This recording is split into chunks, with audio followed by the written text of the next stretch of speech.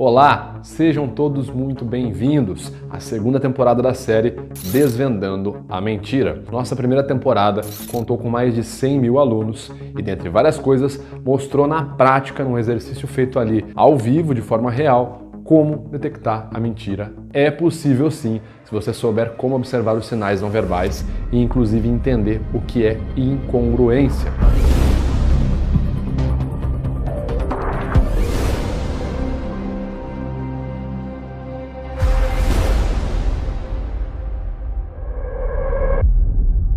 Quem vos fala é Vitor Santos, eu sou especialista em linguagem corporal, certificado nacionalmente em cinesiologia geral, ou seja, ciência que estuda a movimentação do corpo e os sinais que são atribuídos a isso. Sou certificado também nacionalmente em anatomia do pescoço e da cabeça, neurociência básica e sou também certificado internacionalmente em microexpressões faciais, expressões faciais embrionárias e perito facial pelo Paul Ekman Group, Fact Certified Coder. Além disso tudo, eu também sou investigador profissional, ou seja, meu trabalho, frequentemente, é entender quando alguém está mentindo ou quando alguém está tentando enganar outra pessoa para obter algum benefício. E é basicamente essa essência que eu quero que você também tenha. Eu quero que fique automático para você cada vez mais entender o comportamento desonesto. Eu quero te deixar preparado ou preparada para reconhecer comportamentos mentirosos no seu dia a dia, no trabalho, na sua casa, com os seus amigos. Quero te mostrar por meio de ferramentas aparentemente simples como é possível criar um sistema de fiscalização mais alerta para evitar que você seja enganado em pequenas coisas no dia a dia e acabe cometendo decisões erradas. Só para você entender um pouco melhor do que eu estou querendo passar para você, qual é a essência que eu quero te dar, pesquise sobre um caso recente que aconteceu entre os anos de 2019 e 2020 aqui no Brasil. No ano passado, 2019, foi falado sobre o caso Flor de Lis, uma pastora evangélica e também deputada no Rio de Janeiro, que na época estava sendo investigada sobre a morte do marido. Ela veio a público, então, na época, falar sobre a situação, falar que entraram na casa dela, mataram o marido dela, atiraram, deram 30 tiros no marido dela, e ela não fazia a mínima ideia de quem poderia ter cometido aquilo. O caso foi muito investigado, foi muito falado. Na época, em 2019, eu fiz uma análise desse vídeo aí, da Flor de Lis, na entrevista dela, e eu emiti as seguintes conclusões. Como é que a senhora está se sentindo hoje, quase 2 semanas depois da morte do seu marido? Zigomático maior contraído bilateralmente a U12B, uma microexpressão de felicidade. Músculo risórios contraído, canto dos lábios se esticando a U20B, medo, juntamente com inspirada funda. Caracteriza ali uma alteração no fluxo cardiorrespiratório, marcando um pico de ansiedade e adrenalina nesse momento. Até agora ela deu uma grande pausa e agora aplica um agregador verbal na vogal E. Essa ferramenta verbal geralmente é utilizada para ganhar tempo enquanto se pensa numa melhor resposta ou numa resposta que faça mais sentido narrativo, mais sentido lógico, e não uma espontaneidade emocional. Esse tipo de fala mais bem trabalhada e manipulada fica evidente quando ela diz: dizem que o tempo melhora esse tipo de situação, mas não está sendo esse o meu caso. Dizem que o tempo melhora esse tipo de situação, mas não está sendo esse o meu caso. O uso de uma linguagem tão formal e tão bem articulada num momento desse, onde seria predominante um tipo de reação mais emocional, bem como uma linguagem mais espontânea e mais emocional, não faz muito sentido narrativo e pode ser visto ali como uma inconsistência narrativa, uma vez que ela articula muito bem palavras complexas, demonstra ali uma certa manipulação do seu discurso e uma ausência de espontaneidade, e poderia também estar relacionado a um afastamento verbal, porque ela não nomeia a situação, ela não fala eu estou muito triste com meu marido ter morrido, ela faz um afastamento, ela não faz mensagens diretas, e eu estou triste porque ele morreu. Ela apenas define como esse tipo de situação, que é um termo ambíguo, que seria totalmente diferente se ela falasse eu não estou bem com a morte dele, eu ainda não superei que ele morreu.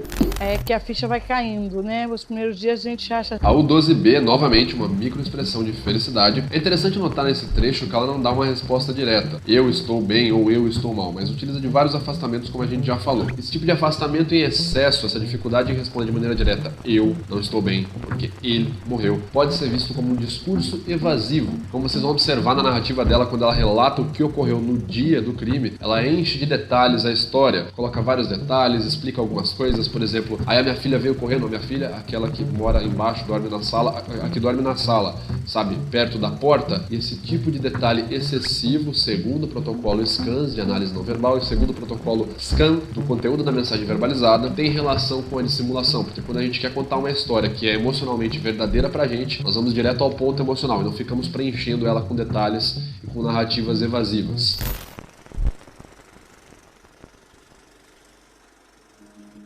Como vocês podem ver então, na minha análise, eu já indicava que existia algo de muito improvável ali, pelo que ela estava falando, eu já conseguia observar aquilo. E eu também indicava que muito provavelmente ali quem fosse o responsável por aquele tipo de crime poderia estar ali no meio familiar mesmo, né? O próprio responsável pela morte do marido poderia estar no meio familiar, poderia ser bem ali naquele local para resolver. Bom, acontece que praticamente um ano depois, neste ano de 2020 que nós estamos, o Ministério Público e a Polícia Civil do Rio de Janeiro encerraram a investigação, indicando Flor de Lis como a mandante do crime. Ela mesma, então, segundo as investigações, teria mandado matar, né? Teria orquestrado o homicídio do próprio marido. Muitas pessoas vieram perguntar: Vitor, como que você sabia isso um ano antes? Como que você viu isso, cara? Na verdade, eu não vi nada, né? Porque a gente não é leitor de mentes. O que eu fiz, basicamente, foi entender alguns sinais que a pessoa, quando dissimula, ela vai mostrar, não tem como você não mostrar.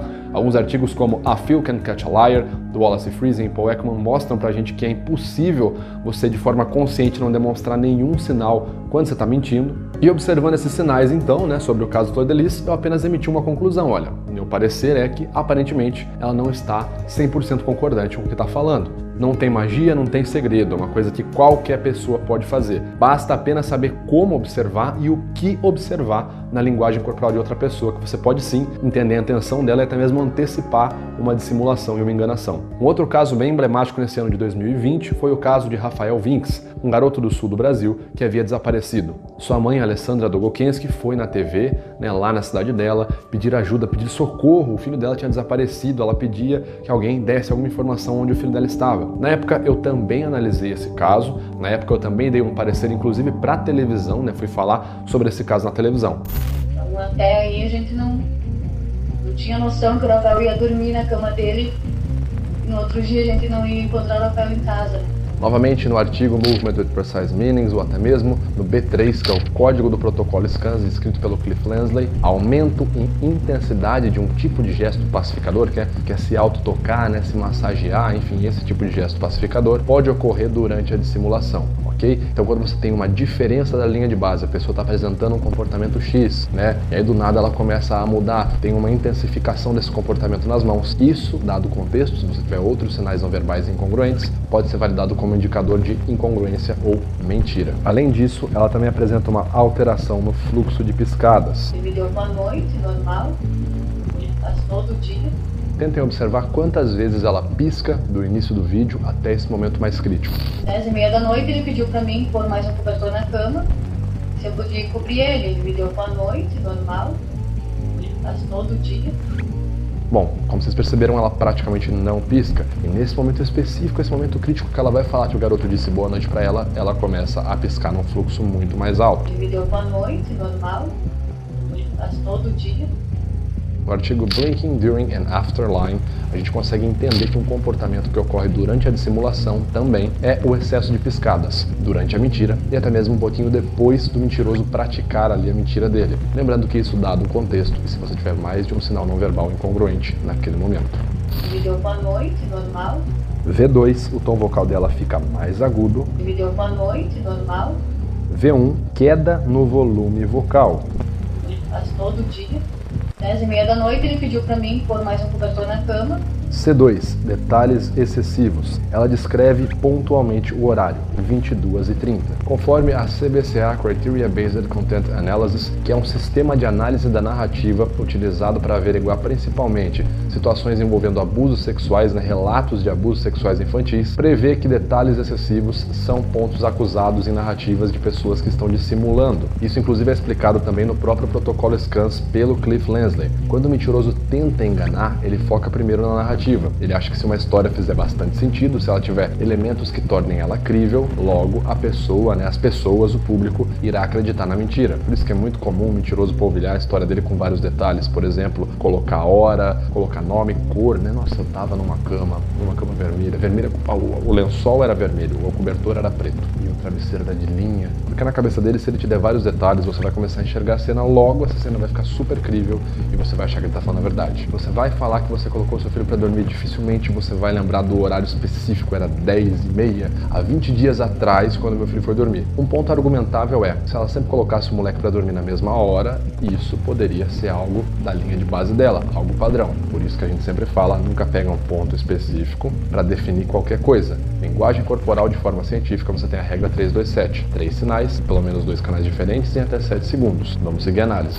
10h30 da noite ele pediu pra mim, 10h30 da noite. B1, shrug do lado esquerdo dela, você consegue ver uma movimentação ali na mão e no braço dela. A U20 novamente, medo. 10h30 da noite ele pediu pra mim pôr mais um cobertor na... A U20C, medo novamente. Aqui o fluxo verbal dela fica mais lento, percebam como ela começa a falar de forma mais pausada, o que ela não estava falando no começo do vídeo.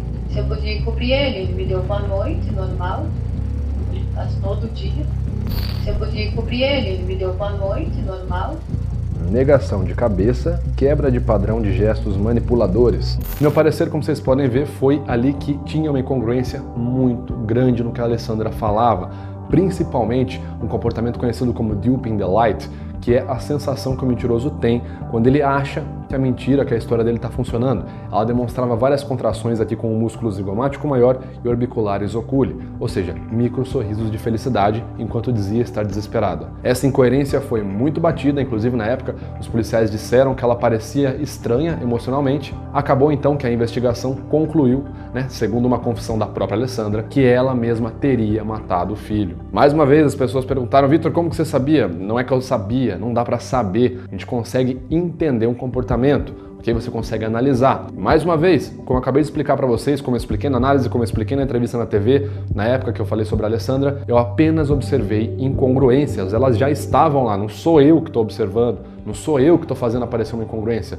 A pessoa, quando dissimula, ela vai demonstrar alguns sinais discordantes. Como, por exemplo, é dito por Cliff Lensley em Getting to the Truth, quando a pessoa vai mentir, é muito comum ela ter uma dualidade entre ativações emocionais e ativações lógicas durante a dissimulação. Isso porque eu preciso pensar na mentira, então de forma lógica eu preciso criar uma história falsa que faça sentido, porém eu vou gerar aqui impressões afetivas sobre essa mentira. Eu posso ficar ansioso, posso ficar com medo de ser pego, posso ficar feliz porque eu tô enganando esse cara, eu sempre quis enganar ele. Então essa ativação muito grande ali entre as regiões emocionais, as regiões aqui lógicas, vai acabar liberando sinais de impasse, ou seja, sinais incongruentes. E é nesses sinais que você precisa trabalhar a sua análise não verbal. Fora tudo isso, eu também trabalho prestando perícias judiciais. Conversando com um amigo meu, professor da Universidade Federal de Minas Gerais, o advogado criminalista Túlio Viana, conversamos basicamente sobre como é o processo de gerar uma prova, você gerar uma prova por meio de uma análise de linguagem corporal. Acontece que alguns artigos, como Detecting Deceit via Non-Verbal Behavior,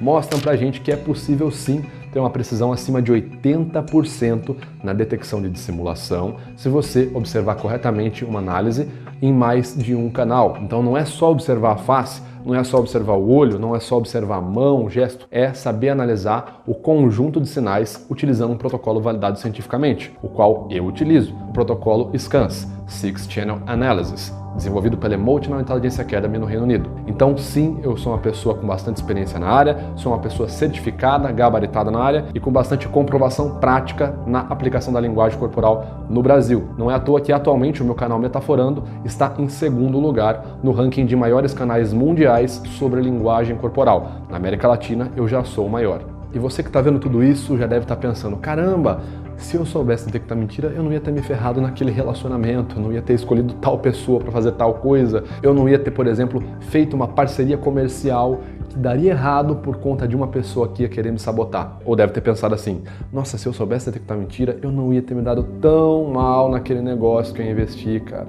Meu Deus. E, bom, é mais ou menos isso aí mesmo. Você entender o comportamento desonesto, ser capaz de entender quando alguém está te enganando, te livra de várias dores de cabeça, como essas que eu citei agora. Por exemplo, você que está assistindo já teve algum problema de traição, não estou falando só em nível afetivo, mas uma traição de amizade. Se sentiu traído num relacionamento, se sentiu traído ou enganado, manipulado num relacionamento profissional. Imagina se você tivesse a capacidade de, conversando com a pessoa, já entender qual era a intenção dela, onde que ela estava querendo chegar, qual comportamento ela estava demonstrando para você, você e se aquele comportamento era honesto ou desonesto. Provavelmente você não teria pensado 2 vezes, ou até mesmo evitado manter um relacionamento ou um contato ou seguir em frente com um projeto com aquela pessoa.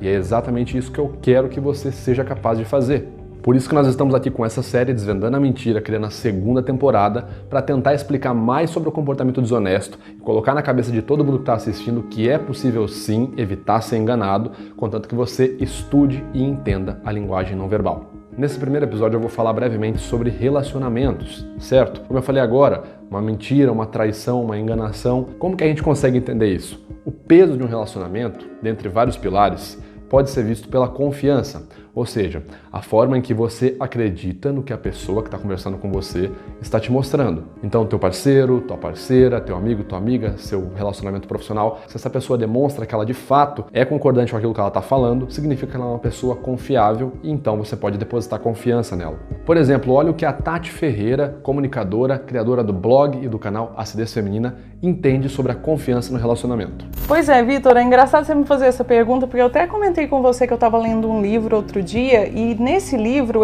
o cara, que o autor chama Malcolm Gladwell, até pus aqui a colinha para eu não esquecer o nome dele, que do jeito que minha memória é ruim, e ele fala muito nesse livro, ele faz uma análise, na verdade, sobre 2 questões que ele entendeu que acontecem. Uma delas é o pressuposto da verdade, e a segunda é uma questão de acoplamento. Eu vou tentar explicar um pouco. Mas ele faz essas 2 análises também muito relacionadas à criminalidade, a suicídios e tudo mais, e lendo, e de tanto pensar sobre essa coisa do relacionamento, eu fiquei pensando, cara, dá para encaixar exatamente no relacionamento.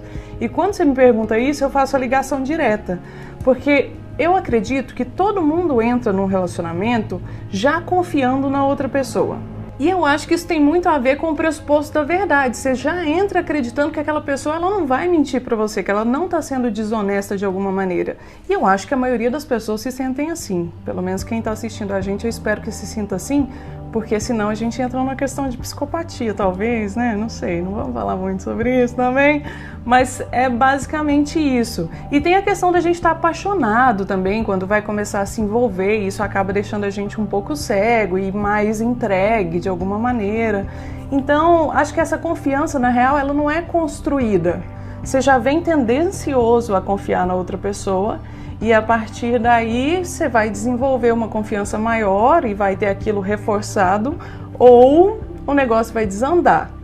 E aí que entra a questão do acoplamento, que ele diz lá também, que é uma junção de várias coisas. Eu acho que começa a desandar para várias pessoas em momentos diferentes. Por exemplo, eu acho que precisa ter uma junção do repertório, do lugar, do tempo, o momento que a situação está acontecendo e do tipo de situação. Vou te dar um exemplo para vocês entenderem. No meu caso, eu jamais ficaria desconfiada do meu marido, do meu namorado, ou sei lá, todos os que eu já tive, né? Porque eu sou tipo a Gretchen, estou no 13º casamento, brincadeira na verdade, mas é mais ou menos isso. E aí, eu nunca ficaria desconfiada deles se eles demorassem a responder uma mensagem minha no WhatsApp, por exemplo. Mas tem muita gente que, por causa das experiências que já viveu, e aí é o repertório, por causa da insegurança que ela sente, e aí são questões de autoestima, de autoconhecimento, ou até de algum rolê que já aconteceu com ela também, e da situação do momento que ela está vivendo naquela hora, talvez ela se sinta insegura e comece a desconfiar disso, e isso gere uma questão não apenas momentânea, como que vai virando uma bola de neve depois, né? Ok, você já entendeu então que a mentira ela é comum e que a confiança é algo que deve ser valorizado, por isso você entende que precisa prestar muita atenção para tentar sacar qual é o nível de confiança daquela pessoa. Agora, vamos falar sobre mentira, né? Quais são os tipos de mentiras mais comuns num relacionamento? Sobre isso, nós temos o psicólogo John Gottman, que realizou estudos com casais na terapia de casais por mais de 5 anos para tentar entender qual comportamento emocional, qual comportamento desonesto era praticado numa relação amorosa, numa relação afetiva. Ele entendeu então que das mentiras praticadas, a omissão era a mais comum no relacionamento. Omitir significa esconder parte importante de uma história que faria toda a diferença na percepção do seu ouvinte. Por exemplo, imagina assim no relacionamento, vamos pegar um contexto muito comum, traição. Eu saio da faculdade, aí eu passo na casa da minha amante e depois eu vou para minha casa. Minha namorada me liga e fala: amor, você saiu da faculdade ontem? Onde você foi? Aí eu respondo: eu fui para casa. Eu estou falando a verdade. Em partes, sim, eu fui para casa em algum momento, depois da casa da minha mãe eu fui para casa, mas isso é uma mentira de omissão. Perceba que se minha namorada soubesse observar ali o básico do canal S ou do canal C, né, Content of the Verbal Message, ela ia perceber que quando ela me perguntou, você saiu da faculdade e foi para onde? E eu falei, fui para minha casa, eu fiz um C2, um distanciamento verbal. Eu evitei responder de forma direta a pergunta. Se ela tivesse esse conhecimento, ela me questionaria. Amor, você fez um C2, certo? Um distanciamento verbal, quando você disse e fui para casa. O que aconteceu logo depois da faculdade? Você passou em algum lugar primeiro? Olha como já dificultaria para eu mentir para ela. Olha como muda toda a situação se você entende um critério de análise não verbal. Mas beleza, você deve estar me olhando e falando assim, caramba, Vitor, eu quero aprender isso, eu preciso disso. Nossa, isso é muito bom. Não dá para ser enganado? Não dá. Mas deixa eu contar para vocês um exemplo de quando eu fui enganado num pseudo relacionamento que eu tive aí. Bom, para deixar vocês mais tranquilos, essa história aconteceu há muito tempo atrás, muitos anos atrás, coisa de década atrás, ok? Eu não tinha nem metade do conhecimento que eu tenho hoje, mas eu agi de forma bem comum. Eu fui pensando numa emoção ali e dei vazão à emoção ao invés de usar a razão para entender. Basicamente, quando eu era mais novo, estava no colégio, eu estava passando por uns momentos bem difíceis em casa, separação de pais, estava repetindo de ano, tinha aumentado muito de peso, então estava com uma autoestima muito baixa, estava passando por várias coisas ali negativas na época e conheci uma garota no colégio. Não sei porque na minha cabeça essa garota começou a conversar comigo e eu criei aquele apaixonite aguda, aquele crush nela. Jurava que ela estava também gostando de mim como eu gostava dela. Olha aí a falta de uma capacidade cognitiva para entender a realidade. Acontece que chegou no mês do meu aniversário e eu não estava muito afim de fazer festa. E ela falou, não, faz uma festa, sua casa tem piscina, sua casa é grande, faz, e ficou insistindo para fazer uma festa. Eu, poxa, se ela tá insistindo, quer dizer que ela quer alguma coisa comigo, né? Olha eu dando vazão pra emoção ao invés de analisar de forma lógica a situação. Mas tudo bem, vamos lá. Bom, conclusão. Marquei a festa, né? Do jeito que ela tinha comentado, lá faz, tá lá. Fiz a festa e ela falou assim, olha, eu posso só levar uma amiga na festa? Falei, ué. Pode, claro. Bom, resumindo para vocês a situação, ela chegou mais ou menos umas 2 horas ali, depois da festa ter começado, chegou acompanhada com um amigo e não uma amiga, e passou o resto da festa trancada no banheiro com esse amigo. Ou seja, não tinha entendido nada do que ela estava falando. Eu literalmente fui tapeado, como diria nosso grande pica-pau. Mas olha que doido como as coisas mudam, né? Você pensa assim, eu vou ficar traumatizado, nunca mais eu vou me relacionar com alguém, se eu já tive um trauma no passado, eu não quero criar esperança, confiança. Não, calma lá. Se você for capaz de entender o comportamento não verbal, você cria uma confiança que pode vir em qualquer pessoa. Você vai separar o joio do trigo. Quem presta vai pra cá, quem não presta fica lá. Hoje em dia, olha a grande diferença. Eu já comentei sobre isso no meu canal Metaforando, inclusive. Há 6 anos atrás eu comecei a namorar. Hoje em dia, inclusive, é a minha esposa, né, a Letícia. A gente começou a namorar e ela tinha um comportamento ali muito calado, muito retraído. Na época, eu já fiquei traumatizado. Meu Deus, ela não gosta de mim. Se ela não tá demonstrando, se ela não tá... Só que a minha paranoia, ela era descabida por conta de um trauma, certo? Meu gatilho era, na infância, quando eu era mais jovem, na adolescência, eu passei por esse trauma, então eu vou passar de novo, por isso que eu já vou me afastar dela. Então o que eu fiz? Eu comecei a analisar. Sim, não foi uma coisa creepy, um experimento de laboratório, mas eu comecei a observar. Comecei a observar como que minha namorada na época falava, como que ela interagia, né? E eu fui percebendo que, na verdade, apesar dela ser tímida, ela estava cada vez mais se abrindo aos poucos. Então ela ia começando a conversar um pouco mais, aí, por exemplo, ela já começava a me abraçar. Então eu fui observando que, na verdade, ela estava tendo uma crescente de aproximação e não que ela estava se retraindo de mim. Conclusão, eu consegui cessar a minha paranoia, certo? Não só cessando a paranoia, eu entendi de fato quem era a Letícia, a gente se casou, inclusive o vídeo no canal do momento que eu fiz o pedido de casamento para ela, onde ela fez expressão de surpresa, felicidade, tristeza, tá lá no meu canal também, né? Esse vídeo aqui. Eu faço desprezo. Aí ele fala, vai estar com esse desprezo na cara. Você fica analisando sua namorada quando você tá com ela? Ele já sabe quando eu tô estressada, ele já sabe quando tem alguma coisa, quando eu tô triste, o que tá acontecendo. Quando eu pedi ela em casamento, eu analisei a reação dela pra ver se ela realmente ficou feliz, né? Vai que ela tá me enganando.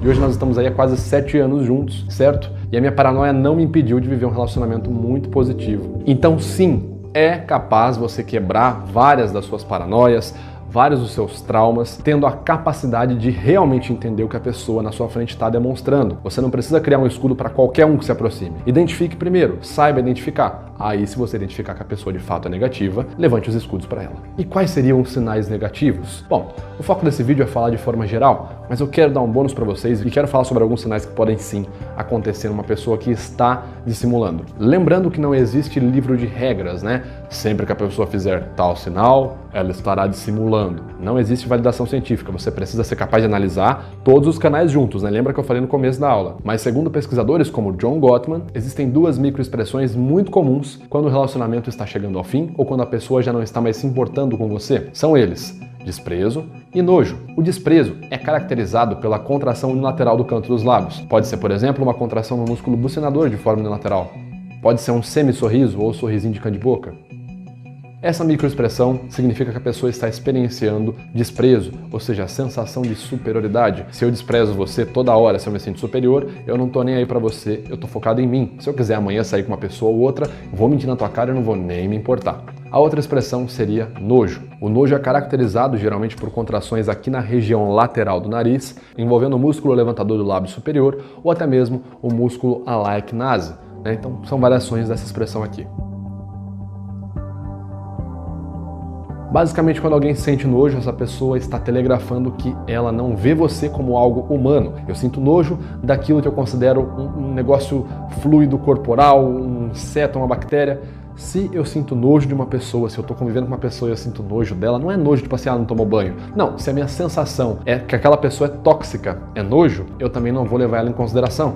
Se eu tenho, nossa, meu parceiro, minha parceira é tóxico, deixa eu sair de perto, vamos sair e tal. E John Gottman fala, né, nas análises de terapia dele com casais, ele falava o seguinte: se algum parceiro demonstrar pra você nojo e desprezo, com frequência, pode ficar tranquilo que seu relacionamento está chegando ao final. Então fique atento. Se você observar esses sinais faciais, tente entender o que está acontecendo com a outra pessoa. Por que ela está demonstrando aquilo? Será que ela está se sentindo arrogante? Será que ela quer te passar a perna? Será que ela já está fazendo algo de errado? Observe e tente entender. Fique alerta para esses sinais. E lembrando, gente, é necessário estudar a fundo. Não saia por aí pegando um único sinal que, eu vou analisar qualquer pessoa que demonstrar nojo na minha vida, qualquer contexto, ela quer se separar de mim, ela deseja que eu seja um verme. Gente, calma, não. Simplesmente pode ser uma pessoa que pisou num pedaço de cocô na rua e tá ali, pisando cocô. Então, vamos saber entender o contexto. E para entender melhor o contexto, para entender melhor como é conduzida uma análise não verbal que visa detectar dissimulação, você tem que assistir o nosso próximo episódio da série. No nosso próximo episódio, eu vou falar ainda mais sobre como conduzir ali um momento de análise não verbal, se você quiser entender se a pessoa de fato está dissimulando. Vou falar sobre as mentiras mais comuns no nosso dia a dia profissional e vou liberar para vocês um PDF exclusivo com os sinais da mentira num relacionamento, ok? Sinais de traição, com base na minha profissão de detetive e com base em livros sobre investigação de traição. Então, se você quer ter acesso a tudo isso, não perca o segundo episódio da série Desvendando a Mentira, ok? Fica de olho no seu e-mail, fica de olho nas redes sociais para assistir esse episódio, porque logo, logo ele sai do ar. Muito obrigado por você que assistiu até aqui. A gente se vê na próxima. Valeu!